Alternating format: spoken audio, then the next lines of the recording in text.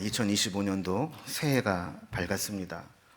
아직은 많이 어수선하고 또 연말에 우리가 마음 아픈 일도 겪었지만 하나님께서 새해에 큰 위로와 힘과 소망을 주시기를 주님의 이름으로 기원합니다. 2025년도는 을사년으로 푸른 뱀의 해라고 합니다. 목사가 이렇게 주술적인 얘기를 하려고 하는 건 아니고요. 트렌드 코리아 2025는 해마다 이제 그 해의 동물을 중심으로 우리 사회의 소비 트렌드를 설명하고 있습니다. 그 책에 보면 뱀이라는 이 단어는 배와 움직임의 합성어로 배로 움직이는 동물이라는 뜻에서 왔다고 합니다.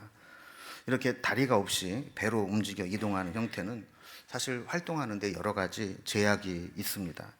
그러나 뱀은 이 핸디캡을 뛰어난 적응력으로 극복해내고 있습니다.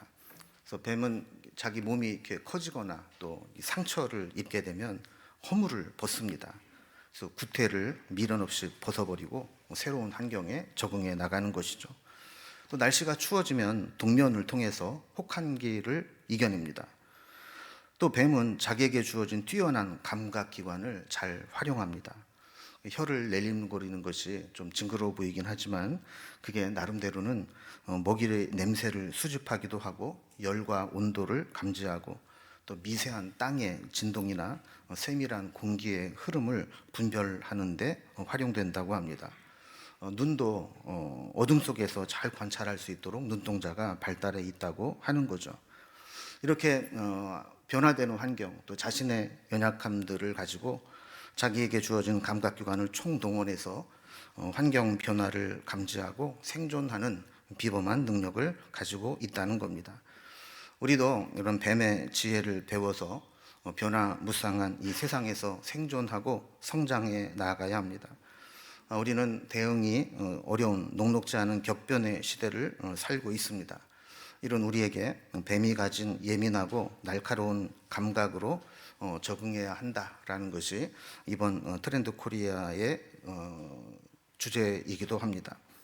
예수님도 마태복음 10장 16절에서 제자들을 세상에 보내는 것이 마치 양을 이리떼 가운데 보내는 것 같다.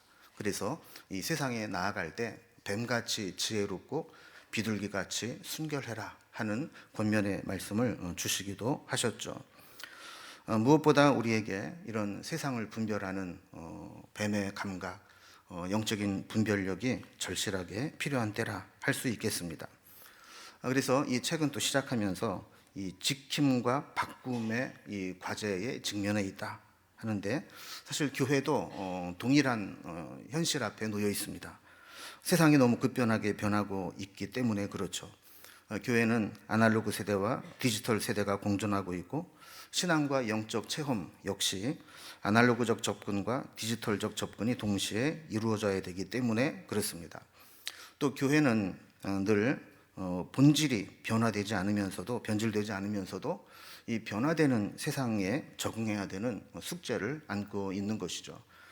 그래서 유명한 선교 신학자인 레슬리 뉴비긴이 변화하는 세상 변함없는 복음이라는 책에서 강조한 것과 같이 우리의 신앙과 복음이라고 하는 것은 단순히 예수 믿고 구원받는다는 개인의 이 사적인 진리를 넘어서 우리가 만나고 있는 이 세상의 다양한 것들, 현대 과학이나 세계 또 종교, 정치, 경제 등 우리가 만나고 있는 이 문제들을 어떻게 복음으로 조명해내고 해석해낼 거냐 하는 공적인 진리의 영역도 포함되어 있다. 이런 것들을 이야기하고 있습니다. 우리도 마찬가지죠. 이렇게 끊임없이 변화되는 이런 다양한 이슈가 발생되는 이 세상에서 어떻게 하면 변하지 않는 살아있는 생명의 복음을 우리가 보존하고 전달할 수 있을 것이냐 하는 숙제를 안고 있습니다. 그래서 현대의 목표에는 본질로 돌아가자 하는 이 아드 폰테스와 또 지금 이 세상이 어떻게 변하고 있는지 이 트렌드 사이에서 균형을 잡아야 하는 과제를 안고 있는 것입니다. 세상은 저만큼 변해가고 달라졌는데 고리타분하게 과거에 매여 있어서는 안 되고 또 반대로 본질이 변질될 정도로 세상의 변화에 흔들려서도 안 됩니다. 그래서 한편으로는 이 교회의 원형이요 모형이 되었던 예루살렘 초대교회의 모습을 통해서 우리 신앙과 교회의 본질을 지켜나가고, 또 한편으로는 변화되는 이 세상 속에서 어떻게 이 복음을 가지고 살아갈 것인가 하는 것들을 고민해 보아야 할 시점입니다.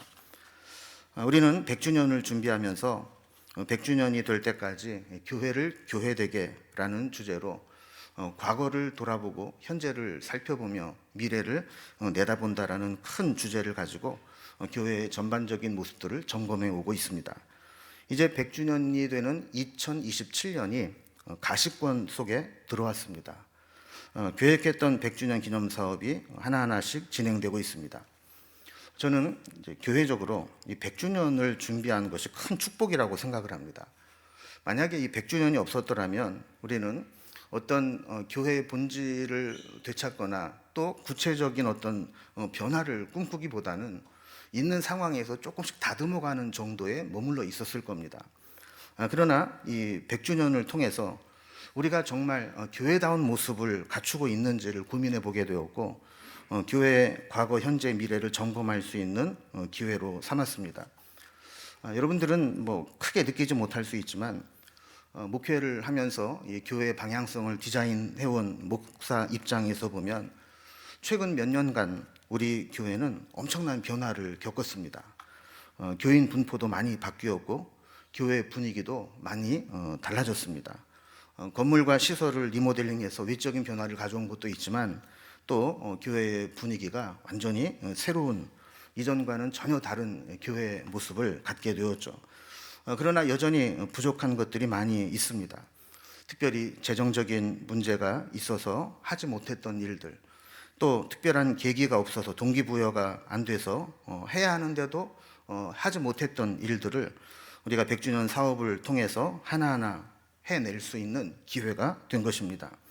그런 면에서 100주년은 우리에게 새로운 도약의 기회가 될 수 있고 교회다운, 교회가 해야 될 일들을 하게 되는 계기가 될 수 있습니다. 이제 100주년을 2년여 남겨둔 이 시점에서 금년에는 우리가 우리의 신앙의 내적인 기본기를 좀 튼튼하게 다져보자 하는 이제 주제를 좀 가져보려고 합니다. 그래서 금년 2025년도에는 초대 예루살렘 교회의 모습을 나타낸 사도행전 2장 42절의 말씀으로 말씀과 기도와 교제로 세워져 가는 교회라는 주제를 삼아 보았고, 이제 내년도 2026년도에는 초대 안디옥 교회의 모습을 통해서 양육과 봉사와 선교로 세워가는 교회라는 주제로 좀 살펴보려고 합니다.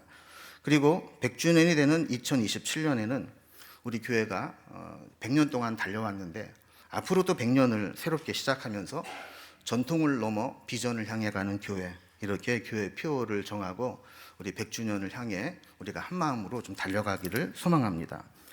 교회가 본질을 세워나간다라고 하는 것은 한편으로는 교회를 구성하고 있는 성도들이 성도답게 세워지는 것을 의미합니다. 그래서 교회되게는 다른 말로 말하면 성도가 성도되게 하는 것과 다른 말이 아닙니다. 교회에는 신학적으로 5가지 중요한 사명이 있다 그럽니다. 교회의 기능이기도 하고 사명이기도 한데 예배, 친교, 교육, 전도, 봉사입니다. 건강한 교회는 이 5가지 기능들이 균형 있게 작용을 합니다. 또 건강한 성도는 이 5가지의 기능들이 균형 있게 참여하고 있게 됩니다. 그래서 예배에 은혜와 성령의 감동이 있고 사랑의 교제가 이루어지며 교육과 양육을 통해 제자로 훈련되어지고 전도와 선교의 사명을 위해서 교회의 역량을 집중하고 섬김과 봉사로 하나님 나라를 세워가는 것, 이것이 통합적으로 이루어지는 교회, 이 사역에 함께 동참하는 성도들이 되는 것, 이것이 우리의 1차적인 목표로 할 수 있습니다. 이 사도행전에 등장하는 이 초대교회 유형은 크게 2가지 타입으로 존재합니다. 하나는 예루살렘 교회이고 하나는 안디옥 교회입니다. 예루살렘 교회는 모든 교회의 모교회이며 교회의 본질적인 요소를 가지고 있습니다. 반대로 안디옥 교회는 복음을 들고 세계 선교의 사명을 감당하는 하나님의 사역을 감당하는 교회로 자리매김을 하고 있습니다. 금년에는 그 중에서 예루살렘 교회를 모델로 해서 우리의 신앙을 점검해 보고 교회의 본질을 세워가려고 합니다. 금년도 표어인 주제 성구는 사도행전 4장 2장 42절입니다. 그들이 사도의 가르침을 받아 서로 교제하고 떡을 떼며 오로지 기도하기를 힘쓰니라. 이 말씀을 통해서 우리의 신앙의 모습을 점검해 보고자 합니다. 그래서 사도의 가르침을 받았다 하는 것은 말씀으로 훈련받았다 하는 것이고, 또 서로 교제했다라는 것은 교제와 나눔이 있었다는 것이고, 오로지 기도하기에 힘썼다라는 것은 기도 생활을 했다라는 것입니다. 먼저 첫 번째로 사도의 가르침을 받아 이 말씀 사역을 살펴보도록 하겠습니다. 이 초대 예루살렘 교회의 가장 큰 축복은 사도들로부터 직접 하나님 말씀을 들을 수 있었다는 겁니다. 예수님의 12 제자들 그리고 직계 사도들이 생존에 있었기 때문에 그들이 예수님에게 직접 들었던 말씀, 그분의 사역들을 생생하게 직접 들을 수 있었다는 거죠. 요즘으로 말하면 저자직강으로 말씀을 들을 수 있었다는 겁니다. 41절에 보면 베드로의 말씀을 들은 사람들이 세례를 받고 회개해서 믿게 되는데, 그때 신도수가 3,000이나 더했다 그럽니다. 그 후로도 주의 백성들이 되는 말씀의 역사는 폭발적으로 늘어났습니다. 42절에 보면 그들이 서로 사도의 가르침을 받았다라고 말씀합니다. 46절에도 보면 그들이 날마다 마음을 같이하여 성전에 모이기를 힘썼다 그랬는데, 성전에 모여서 예배하고 말씀을 듣는 일들을 해왔습니다. 오늘날에는 우리가 직접 사도들로부터 말씀을 들을 수는 없지만 기록된 말씀, 성경을 통해서 하나님의 말씀을 대할 수 있습니다. 또한 설교자들을 통해서 이 말씀이 해석되고 선포되면서 우리의 삶에 적용시킬 수 있게 되는 것이죠. 그럼 문제는 우리에게 이 말씀의 역사가 지금도 나타나느냐 하는 겁니다. 말씀은 역사하는 능력이 있습니다. 교회가 교회되게 하는데 가장 중요한 것은 우리 속에 하나님 말씀이 들려지고 말씀대로 살아가는 것입니다. 말씀의 역사가 있는 교회, 말씀에 순종하고 말씀에 성장하는 교회가 진짜 교회입니다. 아무리 많이 모여도 말씀이 작동되지 않는 성도들, 말씀이 역사하지 않는 교회는 세상의 동호회와 다를 바가 없는 것이죠. 어거스틴은 하나님이 아버지시라면 교회는 어머니와 같다 그랬고, 종교개혁가인 켈빈은 교회는 어머니의 품과 같다 그랬습니다. 왜 교회를 어머니에 비유를 했을까요? 이 세상에 갓 태어난 아이가 어머니로부터 가장 먼저 공급받는 것은 젖입니다. 교회로부터 신령한 젖인 말씀을 공급받을 때 우리는 성장할 수 있습니다. 이 말씀이 지속적으로 우리 속에 들려지고 영적인 양식이 될 때 우리는 힘을 얻고 강건해져서 또 영적인 면역성도 생기게 됩니다. 우리가 세상을 살아가면서 얼마나 많은 죄의 유혹을 받고 세상 풍조에 시달리게 됩니까? 그럴 때 우리가 그것에 휘말리지 않고 우리의 신앙을 지킬 수 있는 거룩함을 가질 수 있는 것은 하나님의 말씀이 있기 때문입니다. 또 말씀으로 우리는 상한 심령이 치유받고 회복되기도 합니다. 우리가 살아가면서 영적으로 상처를 받고 상한 심령을 가지고 있을 때 어떻게 치료받을 수 있습니까?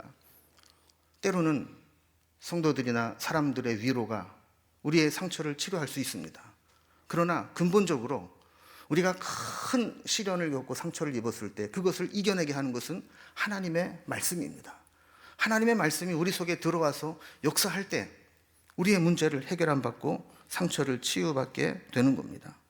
다른 대용품으로는 치유받지 못합니다. 우리가 말씀을 가지고 있다라고 하는 것은 세상에서 가장 뛰어나고 탁월한 영적인 양식과 영양제와 치료제를 가지고 있는 것과 같습니다. 근데 그것을 먹지 않고 쌓아두기만 해서 유효기간이 다 지나고 버리게 된다면 얼마나 안타깝습니까? 아마 여러분의 집에도 선물을 받았거나 해서 영양제를 받아놨는데 처박아 놨다가 몇 년 후에 봐서 유효기간 지나서 버린 적이 있을 겁니다. 여러분, 하나님의 말씀은 우리가 그 말씀을 먹을 때 우리의 영혼을 살리고 우리의 영을 강건하게 만들고 우리의 질병을 치료하는 엄청난 능력이 있는 것인데, 그것을 우리가 먹지 못하고 활용하지 못한다면 얼마나 아깝고 안타깝습니까? 우리가 매주일마다 예배를 드리면서도 그 말씀이 수박 겉핥기로 지나가면 안 됩니다. 여러분, 한번 여름에 수박이 나오면 시험 한번 해보세요. 수박 겉을 한번 열심히 빨아보세요. 그럼 무슨 맛이 느껴지는지, 갈증이 해소되는지. 여러분, 수박은 아무리 겉을 열심히 핥아도 우리에게 아무런 도움이 안 됩니다. 말씀도 마찬가지입니다. 말씀을 아무리 들어도 한 귀로 듣고 한 귀로 흘려버리면 말씀의 능력이 나타나지 않습니다. 말씀을 아멘으로 받고 그 말씀이 내 심령 속에서 역사할 수 있도록 그 말씀대로 순종하는 삶을 살아갈 때 우리는 말씀하신 하나님을 맛보아 아는 신앙을 갖게 되는 것입니다. 그래서 저는 한 편의 설교도 건성으로 준비하지 않습니다. 오늘 이 말씀도 누군가에게는 필요한 영의 양식이 되고, 오늘 이 말씀이 누군가에게는 상하고 아픈 심령을 치료하는 치료자가 될 수 있고, 누군가에게는 이 말씀이 어떻게 살아가야 될지 모르고 방황하는 이들에게 그들의 삶을 이끌어가는 내비게이션의 역할을 할 수도 있다고 믿기 때문에 최선을 다해 준비하는 겁니다. 교회는 저보고 그거 하라고 여러분들이 헌금 내는 것으로 저의 생활비를 주고 있습니다. 그리고 저는 그 밥값을 하기 위해서 열심히 준비해서 전하고 있습니다. 저는 우리 성도님들이 따로 성경 공부 안 해도 교회에서 제공되는 예배의 말씀만 잘 들어도 성경을 이해하고 말씀을 아는데 부족함이 없도록 하기 위해서 노력하고 있습니다. 주일 설교를 비롯해서 새벽 설교, 수요 예배 설교, 금요 기도의 설교, 이 말씀들을 여러분들이 얼마나 활용하고 드시는지 모르겠습니다. 우리 교회는 지역적 특성상 주일을 제외하면 예배 시간에 모여서 예배하기 힘든 분들이 많습니다. 그래서 이 영상으로 최고의 퀄리티를 준비해서 제공을 하려고 하고 있습니다. 근데 저는 의구심이 생깁니다. 예배 못 오니까 그냥 아예 제껴버리시는지, 아니면 내가 교회는 못 오지만 유튜브로라도 열심히 예배에 참석하는지, 아니면 예배도 드릴 형편이 못 되지만 말씀만이라도 내가 따로 열심히 듣는지 모르겠습니다. 그리고 또 안타까운 마음이 드는 것은 우리 교회 교인이 아닌데도 열심히 말씀을 듣고 또 정성껏 댓글을 다는 분들이 있습니다.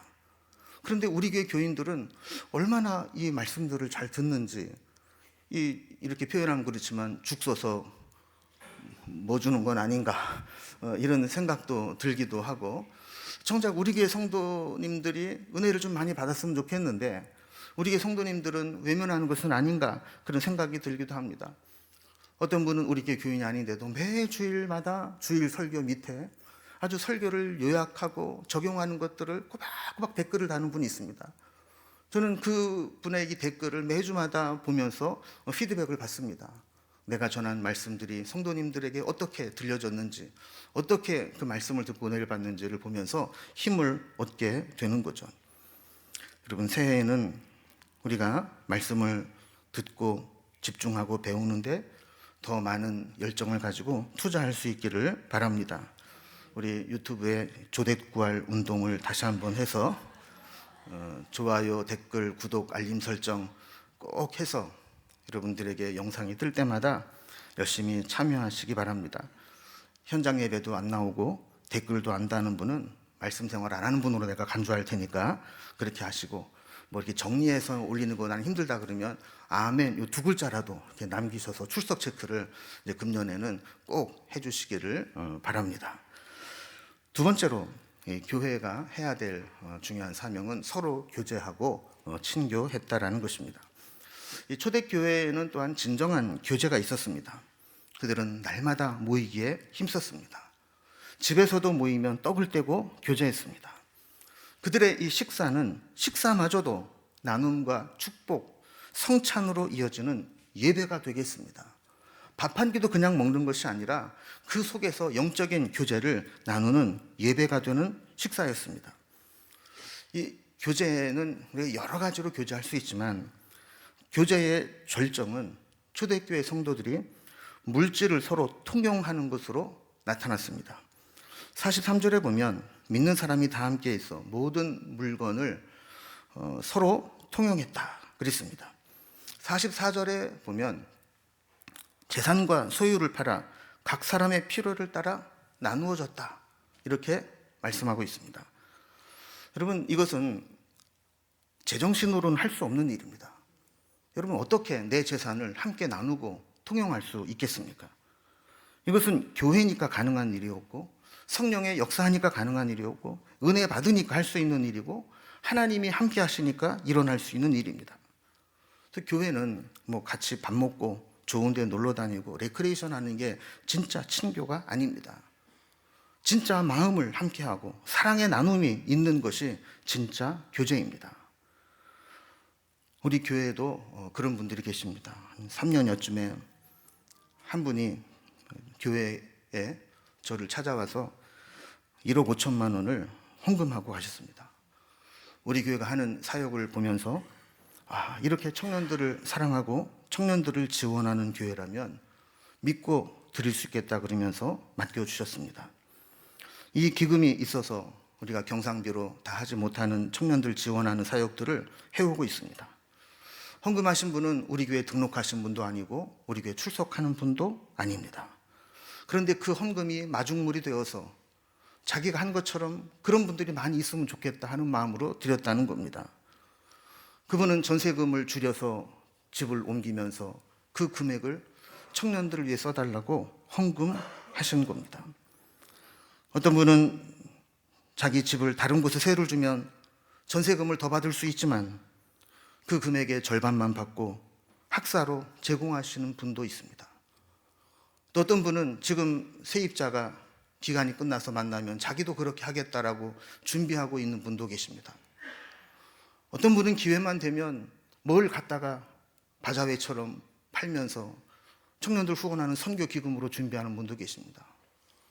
지금도 카페에 가면 무슨 커피 그래가지고 따로 좀 비싸게 팔면서 그거 모아서 또 선교하겠다고 열심히 지원하는 분이 계십니다. 여러분, 지금도 우리 교회 학사에 들어오고 싶다고 신청하고 대기하는 학생들이 10여 명 됩니다. 이제 막 학기가 시작되면서 문의가 빗발치도록 오는데 우리가 대답할 수 있는 것은 우리는 더 이상 자리가 없으니 일단 신청해 놓고 자리 날 때까지 기다려 주십시오 라는 이야기밖에는 할 수가 없습니다. 여러분, 참된 교제는 밥 먹고 하는 것도 교제이지만 이렇게 우리에게 들어온 사람들을 식구로 맞아들이고 그들을 자녀로 양육할 수 있도록 희생할 수 있는 것, 이것이 진짜 교제가 아니겠습니까? 어른들은 조금 불편하고 조금 모자라도 자식을 위해서 희생하는 게 부모입니다. 저도 무식하게 어떻게 애를 낳다 보니까 셋씩이나 낳아가지고 키우다 보니까 얘 키우는 게 만만치 않습니다. 그래서 한 번도 저는 저를 위해서 뭐를 해본 적도 없고, 물건을 하나 사더라도 좋은 거 사는 게 아니라 싼 거를 사서 쓰는 게 습관이 되어 있습니다. 그런데 제가 그렇게 살아오면서 절대로 후회하지 않습니다. 내가 또다시 그 삶을 산다 할지라도 나는 그렇게 살아올 것입니다. 여러분, 우리 교회는 부를 축적하고 돈을 쌓아두는 교회가 아닙니다. 다음 세대를 살리고 다음 세대를 회복하기 위해서 투자하는 교회입니다. 그래서 담임 목사로서 여러분들에게 좀 부탁을 드리고 싶습니다. 여러분, 제가 웬만해서 이런 설교 안 합니다. 제 기억으로는 지금 2번째 헌금 얘기를 하는 것 같습니다. 혹시 들으면서 시험에 드시는 분은 한 귀로 듣고 한 귀로 흘려주시고, 혹시 콩나물 시루에 물 줄 때 남아있는 분들은 마음속에 담아두시고 또 실천을 해주시면 감사하겠습니다. 지금 사실 우리 교회는 성도님들이 힘에 지나도록 헌금해주고 계십니다. 100주년 헌금도 작정해서 하고 계시고, 또 경상비에 드리는 일반 헌금도 그렇게 다른 교회처럼 줄지 않고 수준을 유지하고 있습니다. 그래서 100주년 헌금까지 합치면 헌금의 볼륨이 상당히 좀 커져 있습니다. 그럼에도 불구하고 항목이 다르기 때문에 지금 쓸 수 있는 돈들이 한정돼 있는 것이죠. 이렇게 열심히 헌금해 주시는 것 감사드립니다. 그러나 여전히 재직과 항존직이 되어서도 이런 재정적인 의무와 책임에 소홀하신 분들이 있습니다. 저는 늘 그런 생각을 합니다. 우리 재직과 항존직들이 온전한 11조만 해도 다른 헌금 안 해도 됩니다. 우리가 하나님 앞에 정직하게 11조 생활만 해도 하나님을 위해서 얼마나 많은 일들을 할 수 있는지 모릅니다. 여러분, 금년 한 해에 여러분, 이게 사람에게 보이려고 하는 게 아니잖아요. 하나님 앞에 섰을 때 우리가 정말 정직한 온전한 11조를 드리는지 한번 점검해 보면 좋겠습니다. 또 혹시 방이 남는 분이 계시면 세를 좀 못 받더라도 학사로 제공해 주시는 분도 좀 나오면 좋겠습니다. 한 아이를 우리가 키워서 영적으로 훈련시키면 그 아이를 통해서 한국교회 다음 세대를 세울 수 있는 겁니다. 또 혹시 은행에 여윳돈을 넣고 계신 분이 있으면 이자 못 받더라도 헌금하라는 얘기 아니고 학사관을 위해서 좀 빌려주시기 바랍니다. 그래서 학사 하나라도 마련해서 한 명이라도 더 우리가 영적으로 훈련시킬 수 있는 그런 교회가 되면 좋겠습니다.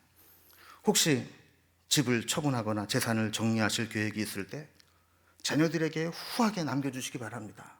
그리고 그 중에 11조만이라도 하나님 앞에 드려서 우리가 주를 위해서 쓸 수 있도록 해 주시기를 바랍니다. 그래서 우리에게 들어오는 영적인 자녀들을 우리 가족으로 품고 그들을 세워나가고, 그래서 그들이 받은 대로, 보고 배운 대로 다시 후배들에게 또 제자들에게 자신이 얻은 것을 또 나누어주고 베풀 수 있는 그런 교회가 되어줄 수 있기를 바랍니다. 저는 이런 일들이 일어날 때 이것이 진짜 교회이고 되는 집안이라고 생각을 합니다.